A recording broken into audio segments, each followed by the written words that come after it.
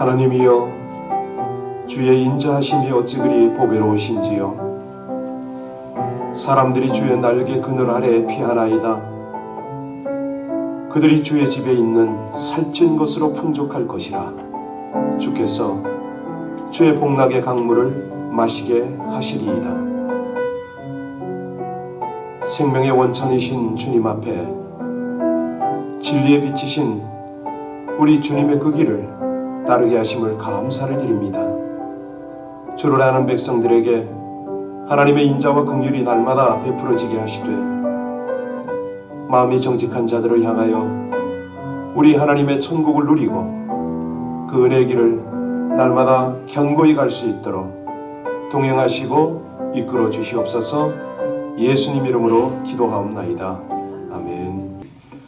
어제는 오랜만에 우리 백수만 장로님 또 김정옥 권사님이 다녀가셨습니다. 이불 하고 여기저기 구제하라고 바리바리 싸가지고 오셨어요. 오랜만에 뵙는데 사실 굉장히 좀 걱정하고 있었거든요. 우리 파킨슨 병으로 한 20여 년 투병하는 우리 장로님, 하나님의 기적도 능력도 많이 체험하셨지만 멀리 떨어져 계시니까 자주 뵙지 못해서, 장로님도 오랜만에 오셨는데 이게 모르는 사람들이 얼굴이 보이니까 서먹서먹해 하셔요. 우리가 이 어려운 시기를 만나면 그렇게 반갑고 좋잖아요.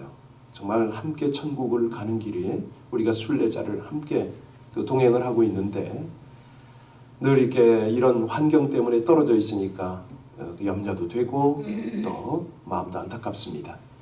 지금 캘리포니아가 아주 극심합니다. 여러분들 건강 잘 챙기시고요. 우리 집에서 교회 못 오시는 분들 특별히 건강 책임지셔야 됩니다. 예, 우리 함께 기도하겠습니다. 기도할 때 하나님, 이 위기를, 이 고난의 시기를 잘 견디게 하여 달라고, 예방도 잘하고 믿음도 잘 지키고 무엇보다도 우리 주님과 깊이 동행하며 승리의 길을 가게 해달라고 우리 합심으로 함께 하나님 앞에 간절히 기도 올리겠습니다. 하나님 감사합니다. 우리 믿음의 동행자들 주셔서 감사합니다. 비록 자주 얼굴을 볼 수는 없지만 이 새벽에 영상으로 함께하고 또 서로 위하여 중보하며 함께 이 길을 가게 하시는 하나님, 진실로 감사를 드립니다. 오 아버지 하나님, 온 교회, 우리 모든 교우들이, 우리 모든 성도님들이 한결같이 믿음을 잘 지키고 건강을 잘 지켜서 이 순례길 끝까지 잘 갈 수 있기를 간절히 원합니다. 아버지 하나님, 우리 연로하신 한 분 한 분 붙들어 주시옵소서.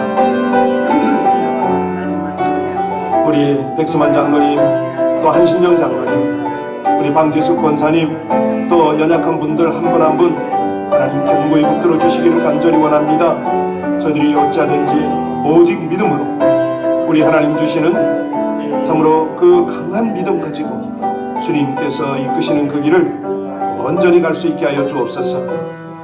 질병은 창궐하지만 그리할수록 우리 하나님을 향한 믿음은 더욱 견고하여지고, 하나님 허락하신 모든 삶의 자리에서 건강 잘 지키고 있다가 우리 하나님 허락하시는데 모두 승리의 찬송을 부르며 한자리에서 주를 예배하기를 간절히 원하며 예수님 이름으로 기도하옵나이다.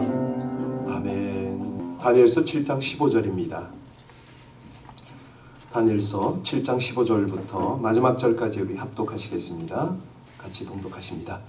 나 다니엘이 중심에 근심하며 내 머릿속의 환상이 나를 번민하게 한지라, 내가 그 곁에 모셔 선자들 중 하나에게 나아가서 이 모든 일의 진상을 물으매 그가 내게 말하여 그 일의 해석을 알려주며 이르되, 그 내 큰 짐승은 세상에 일어날 내 왕이라.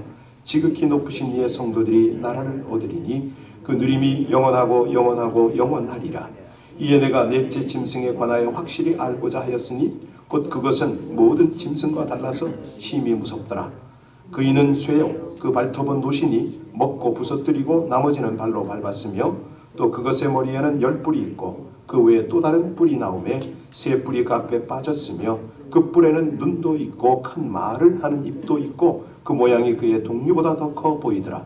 내가 본즉 이 뿔이 성도들과 더불어 싸워 그들에게 이겼더니 옛적부터 항상 계신 이가 와서 지극히 높으신 이의 성도들을 위하여 원한을 풀어주셨고, 때가 이름에 성도들이 나라를 얻었더라. 모신자가 이처럼 이르되 넷째 짐승은 곧 땅의 넷째 나라인데 이는 다른 나라들과는 달라서 온 천하를 삼키고 밟아 부서뜨릴 것이며 그 열불은 그 나라에서 일어날 열왕이요 그 후에 또 하나가 일어나리니 그는 먼저 있던 자들과 다르고 또 새 왕을 복종시킬 것이며 그가 장차 지극히 높으신 이를 말로 대적하며 또 지극히 높으신 이의 성도를 괴롭게 할 것이며 그가 또 때와 법을 고치고자 할 것이며 성도들은 그의 손에 붙임 바 되어 한 때와 두 때와 반 때를 지내리라. 그러나 심판이 시작되면 그의 권세는 빼앗기고 완전히 멸망할 것이요 나라와 권세와 온 천하 나라들의 위이 지극히 높으신 이의 거룩한 백성에게 붙임 바 되리니 그의 나라는 영원한 나라이라. 모든 권세 있는 자들이 다 그를 섬기며 복종하리라. 그 말이 이에 그친지라. 나 다니엘은 중심에 번민하였고 내 얼굴빛이 변하였으나 내가 이 일을 마음에 간직하였느니라. 아멘. 네, 15절과 마지막 절을 보니까 다니엘이 철철철철 매는 모습이 나오죠. 무시무시하고 압도적인 그런 꿈속의 환상을 봅니다. 너무 놀란 거예요. 번민했습니다. 그래서 그가 할 수 있는 방법이 뭡니까? 그 인자를 모시고 있는 한 천사에게 다가가서 도대체 이 일이 무슨 뜻이냐고, 제가 어떻게 깨달아야 되느냐고. 그랬더니 아마 가브리엘 천사 같은 그 천사가 대충을 말해주는 것. 오늘 그 내용이 오늘 전반적인 흐름입니다. 우리가 어제 오늘 이어서 보는 것은 내 짐승이잖아요. 자, 내 짐승이 뭐라고 그랬습니까? 세상에서 일어날 내 왕이다. 어제 충분히 설명을 드렸고요. 궁금하신 분은 어제 날짜 한번 살짝 이렇게 보시면은 이게 이런 뜻이구나 하고 아실 수 있습니다. 오늘은 그 설명으로 가지 않겠습니다. 궁극적으로 뭐냐면 하나님의 성도들이 나라를 얻게 될 것이다. 그런데 그 나라는 세상 나라가 아니다. 오늘 영원 세 번이나 강조하잖아요. 영원한 승리죠. 그 승리를 위해서 우리는 고난의 시기를 거쳐야 된다. 이게 오늘 본문의 맥락입니다. 다니엘이요, 이 천사의 설명으로 만족을 할 수가 없어요. 왜냐하면 넷째 짐승이 너무너무 무서우니까. 다른 짐승과는 다른 거죠. 또 그 짐승이 흉포했습니다. 이 짐승이 끼치게 될 해악이 어지간한 것이 아니거든요. 자, 넷째 짐승이 앞서 나온 세 짐승보다는 강하다. 이것 자체가 큰 관심거리가 될 수가 없습니다. 이 세상에 등장하는 지배 권력들은요, 성격과 규모가 다양해요. 그래서 어떤 권세는 특출납니다. 거대한 세력이 등장할 수도 있어요. 그런데 문제는 뭐냐면 왜 그렇게 강한 세력을 펼치냐 이거예요. 목적. 그 권세자의 목적이 뭐냐. 이게 우리에게는 굉장히 중요하죠. 그 목적을 위해서는 무한대에 가까운 권력을 사용할 수가 있잖아요.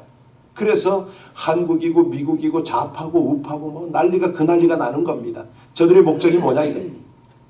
그 목적을 다들 두려워하는 거죠. 여기 다니엘이 넷째 짐승의 진상을 알고 싶어 했던 그것이 강하고 크기 때문이 아니라고 그랬습니다. 그 거대한 힘을 위험하고 악한 방향으로 사용하는 이것 때문에 그런 거예요. 자, 여러분 우리가 집에서 가정에서 이제 칼을 쓰잖아요.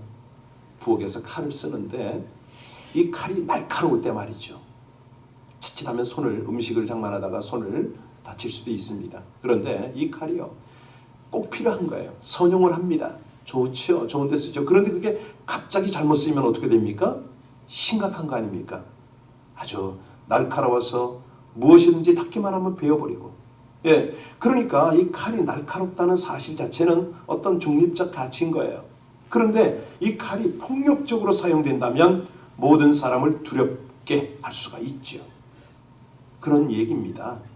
다니엘이요, 이 넷째 짐승에게 이렇게 큰 힘이 부여되었는가? 이거를 지금 골똘하게 생각을 하는 거예요. 하나님, 왜 이렇게 힘을 주세요? 저 힘을 어디다 쓰려는 거죠? 지금 이렇게 묻고 있는 겁니다. 그런데 다니엘이요, 왜 그렇게 집착을 하고 물었는지 아세요? 가만히 보니까 그 넷째 짐승에 뿔이 있는 거예요. 뿔에 뭐가 달렸어요? 눈이 달리고 입이 달렸어요. 이걸 보고서 다니엘이 그렇게 놀랐던 겁니다. 자, 한번 볼까요? 우리 넷째 짐승이 어떤 모습으로 있는가? 우리 같이 19절부터 20절까지 한번 보겠습니다. 19절 20절 같이 읽습니다. 이에 내가 넷째 짐승에 관하여 확실히 알고자 하였으니 곧 그것은 모든 짐승과 달라서 심히 무섭더라. 그 이는 쇠요 그 발톱은 노신이 먹고 부서뜨리고 나머지 발로 밟았으며 또 그것의 머리에는 10뿔이 있고 그 외에 또 다른 뿔이 나오매 셋 뿔이 그 앞에서 빠졌으며 그 뿔에는 눈이 있고 큰 말을 하는 입이 있고 그 모양이 그 동류보다 더 커 보이더라. 그렇죠? 보니까 여기서 이상한 게 있어요. 뿔에게 눈도 있고 큰 말을 하는 입이 있다. 그런데 이 뿔이 어떤 역할을 했다고요? 성도들과 싸웠습니다. 아니, 뿔은 어디에 있습니까? 머리에 대부분이 있잖아요. 굳이 눈이 필요가 없지요. 자, 그러면 눈이 있다는 것은 무슨 뜻입니까? 보고 판단을 한다는 것을 의미하잖아요. 다른 뿔처럼 그저 힘 있는 권력이 아니고 어떤 일정한 방향성, 의도적인 어떤 이런 것들이 있다는 거예요. 다시 말하면 세력, 권세가 움직인다 이 뜻입니다.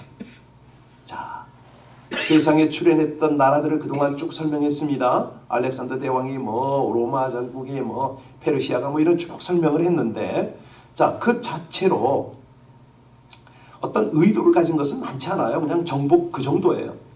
단지 세력 다툼이나 시대의 변화 요구, 이런 권력층들이 대부분 출몰을 합니다. 그런데 여기서 다니엘이 지금 보는 거는 뭐죠? 적그리스도입니다. 그래서 이제 다니엘이 예언서라고 그러는데, 자, 의도적인 일정한 방향성을 가지고 존재했던 지배 세력. 여러분, 그런 세력들이요, 역사 안에서 보면 참 많아요. 프랑스 혁명 정부라든가 이런 나라들. 왜냐하면 이런 정부들이 딱 출현을 하게 되면은 하나님을 무시하는 이제 그런 행위들을 해요. 그래서 사실 우리 1000년이 넘도록 서구 사회가 지배해온 우리 기독교 질서죠. 이런 것들을 막 중세의 암흑기적 이런 무지로부터 독립을 시키려고 합니다. 그러니까 자기들의 어떤 이데올로기죠. 이런 걸 가지고 종교화하려는 거예요. 가령 예를 들면요, 달력이 옛날에 한번 완전히 바뀔 뻔한 거 아세요? 유대적으로 또 기독교적으로. 우리는 지금 7일이 일주일이잖아요. 근데 이 사람들이 새롭게 10일을 일주일로 제정해가지고 한 달에 일요일이 3번 있게 만든 아주 이런 어떤 혁명적 그런 이 변화들이 있었습니다.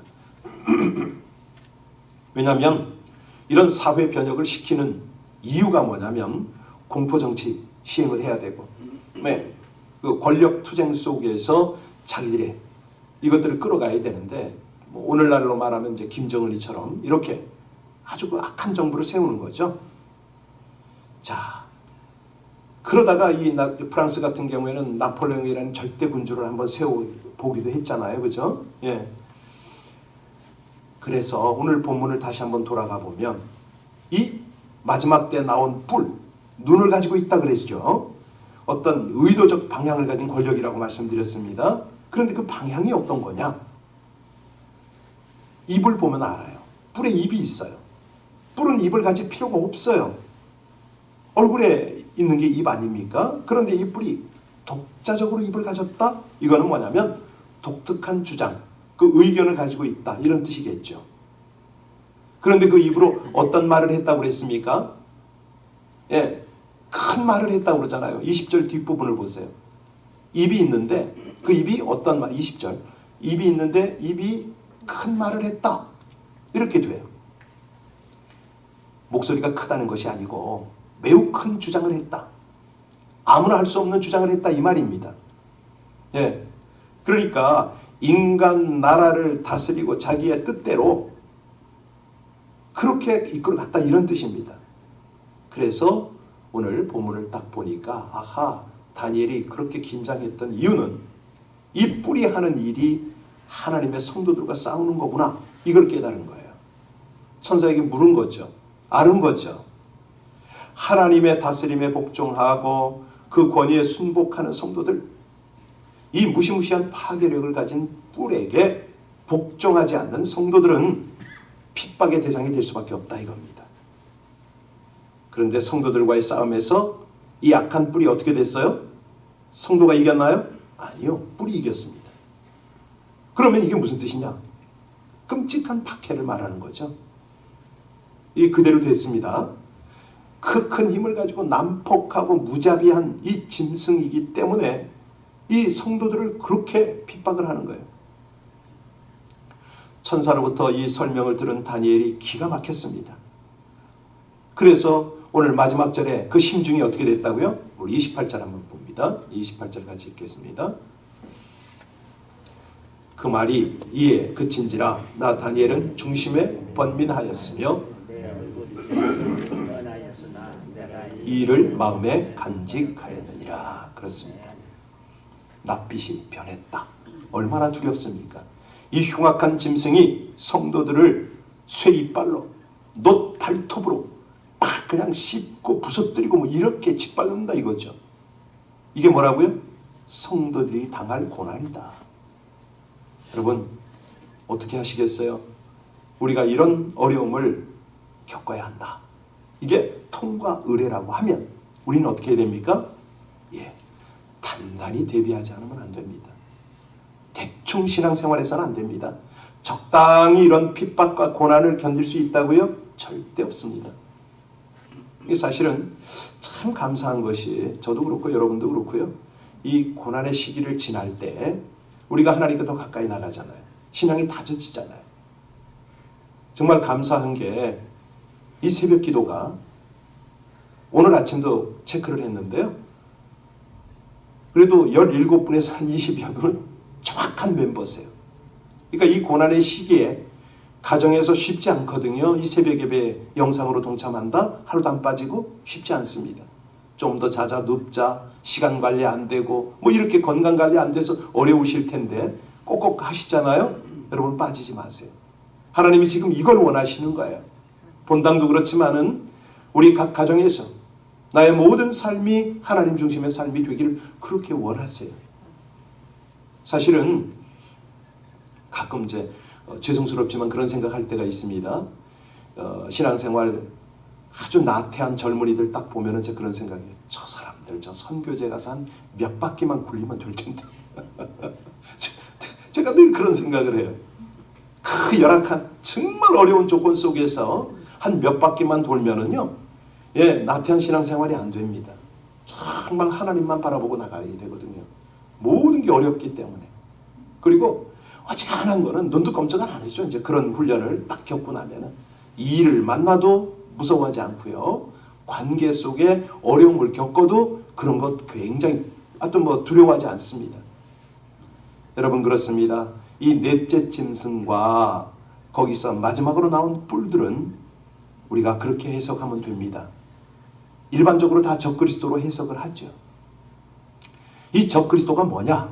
궁극적으로 재림하시는 우리 주님의 완국이 성립되기 직전에 나타나서 극단적으로 신앙인들을 핍박합니다. 그리스도인들을 핍박하고 하나님을 대적하게 될 그런 존재를 말하잖아요. 요한계시록 13장 6절로 8절 제가 읽어드릴 테니까 오늘 본문하고 한번 이렇게 대비해 보세요. 짐승이 입을 벌려 하나님을 향하여 회방하되 그의 이름과 그의 장막 곧 하늘에 거하는 자들을 회방하더라. 또 권세를 받아 성도들과 싸워 이기게 되고 각 족속과 백성과 방언과 나라를 다스리는 권세를 받으니 죽임을 당한 어린 양의 생명책에 창세 이후로 농명되지 못하고 이 땅에 사는 자들은 다 짐승에게 경배하리라. 너무 똑같지 않아요? 오늘 본문과 똑같아요. 이 다니엘이 본 짐승과 하는 일이 똑같은 거예요. 다시 말하면 다니엘이 꿈에서 본 것과 요한이 밤모섬에서 이상으로 본 것과 동일한 내용이라는 거죠. 그러니까 성경은 딱딱 구약은 그림자고 신약은 실체잖아요. 짝이 있다 그랬습니다. 어쨌든 여기 나오는 넷째 짐승, 그 뿔, 적그리스도가 역사상 누구였는가? 이거를 밝히려는 시도가 참 많았어요. 그래서 일반적으로 네 짐승은 바벨론, 페르시아, 그리스, 로마 제국 이렇게 이해하기도 해요. 여하튼간에 별 얘기가 다 많은데, 가령 뭐 시리아의 안티오커스가 유대인에게 아주 극단적 반감을 가지고 박해했다. 역사상의 사실이다. 뭐 그래서 안티오커스가 넷째 뿌리다. 이렇게 보는 견해도 없지 않아 있습니다. 그런데 여기서요, 우리가 이런 것들을 가지고 유대인으로 국한시킬 필요는 없죠. 다니엘의 관점에서 보면 유대인이라고 할 수 있습니다만은 이 예언은 유대인만 대상이 아닌 거예요. 오늘 사는 우리에게도 똑같이 하나님의 말씀이 적용되니까. 그래서 우리가 이런 어떤 예언적 말씀을 딱 대할 때 꼭 알아야 될 그런 어떤 개념이 있습니다. 그게 뭐냐면 예언은 항상 함축적 의미, 다중성을 가진다. 이걸 아셔야 돼요.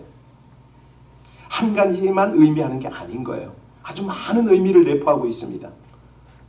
예를 들어서 똑같은 사건이라도 근시적이고 원시적이고 이런 관점이 있거든요. 뭐 가깝게 일어날 일, 또 아주 미래에 일어날 일, 이런 일들이 함께 그 속에 의미가 포함이 돼 있어요.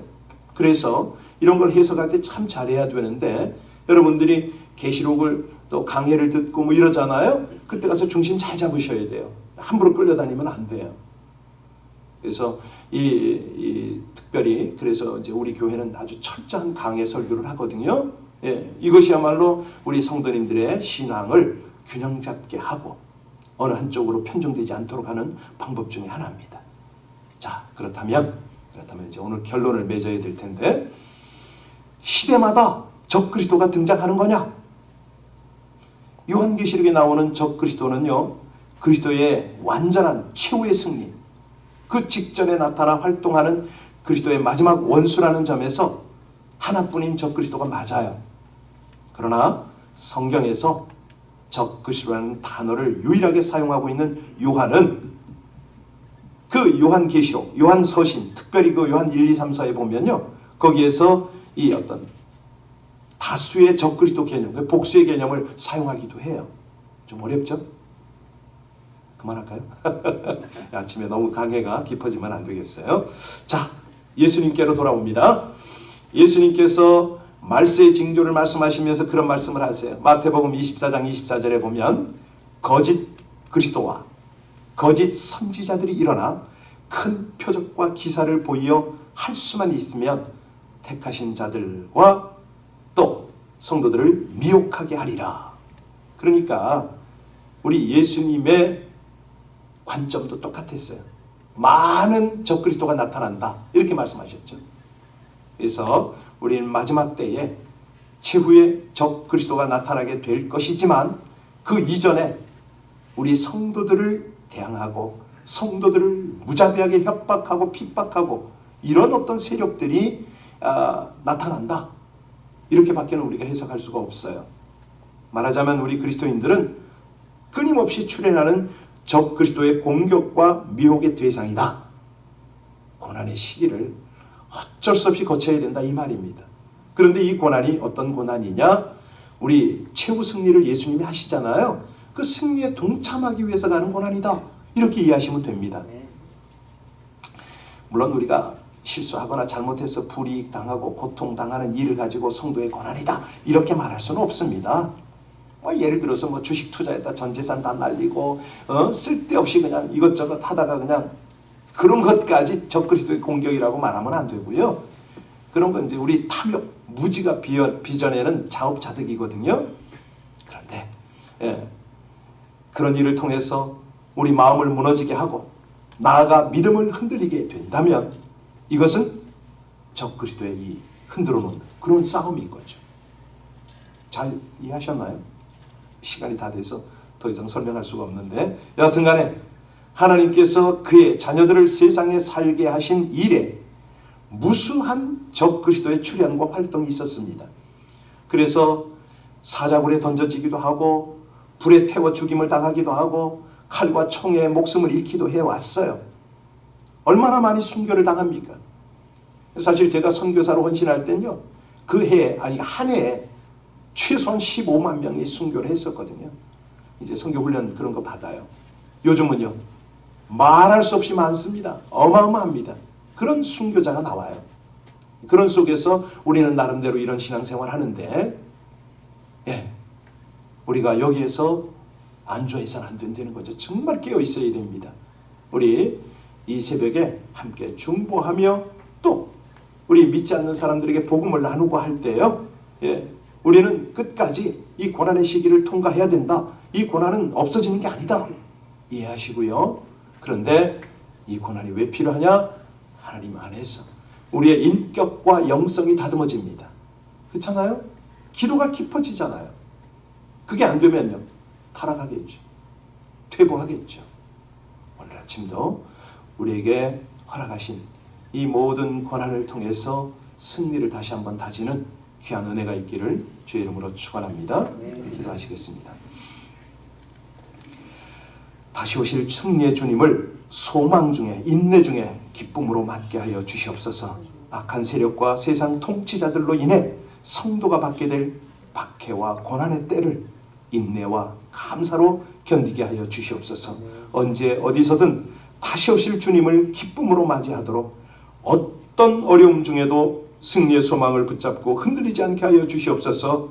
고난을 통해 하나님 나라의 합당한 자로 빚어지기 원하오니 성령의 권능을 덧입어 인격과 영성을 다지며 옛 성품을 버리고 새 성품을 입게 하여 주시옵소서. 주님의 승리에 동참케 되기를 간절히 원하며 예수님 이름으로 기도하옵나이다. 아멘. 광고 하나 드리겠습니다. 우리 코로나 바이러스를 언제 검사하죠? 이번 주 토요일입니다. 시간은요 10시부터 12시 사이입니다. 그런데 이게 홍보가 돼서 여러 사람들이 문의가 오기 시작하네요.